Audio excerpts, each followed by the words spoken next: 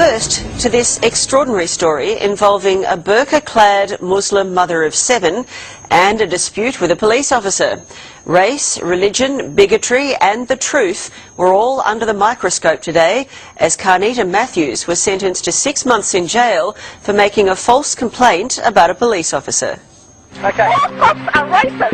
Okay. I'm telling you now, you are racist. You're actually going to say anything other than just keep on abusing me? No, I'm trying to explain. you are abusing me. Just listen. You are abusing me. Carlita Matthews, guilty as charged, but out of jail for now. Have you anything to say about the sentence? Is it unfair, do you think? You don't go lying about people. You don't go making up stories, and you certainly don't go grabbing on racism just to try to get your way. And I don't appreciate being called racist because you didn't read something properly and you're not doing the right thing.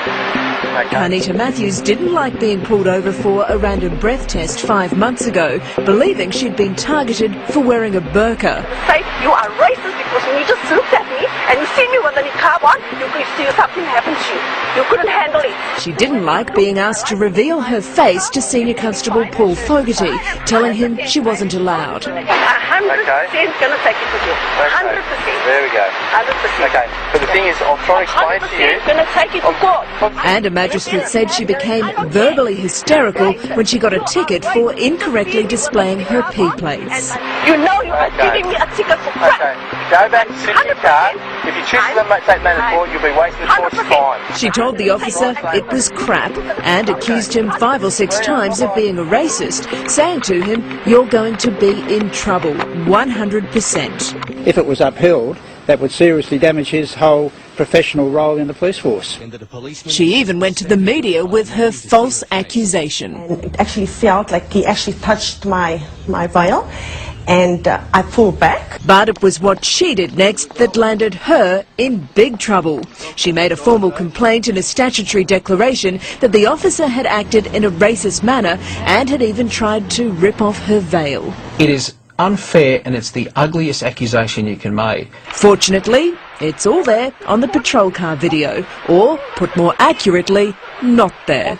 Thankfully, there was a camera in the back of the car that actually filmed the whole thing, or that officer would be skewered. What makes her story really rich is that in court, her lawyer Stephen Hopper argued it wasn't her who made the false complaint to police. He argued that because she couldn't be seen under her burqa and no one checked her ID, it may not have been her. Now she's trying to say, no, it was another person wearing the burqa, her twin.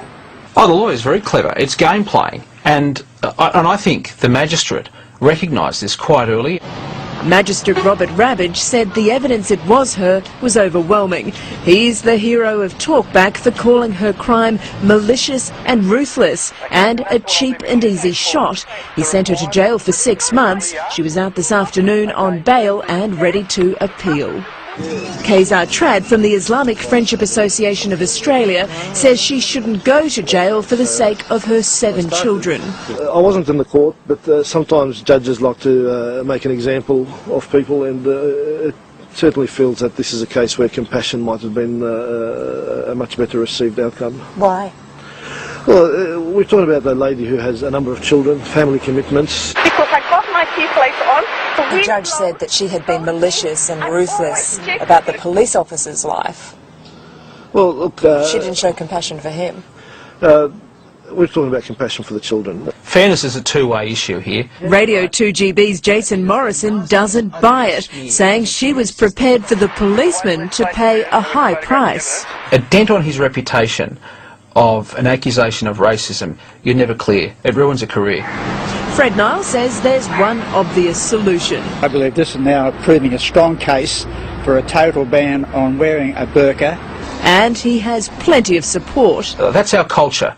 I can look at you, you can look at me. That's how it works. Carlita Matthews will go to the district court to appeal the sentence. I think justice has been served, and I think this is a major wake-up for a lot of people who think this is an issue that is just going to walk away. This is not. This case proves my argument. We must be an open-faced society. Fine. Okay. I'm going to take you and you're going to be in trouble. Okay. 100%. See ya. Bye-bye. Islamic leaders said today that it is permissible for women to reveal their face to a policeman when requested.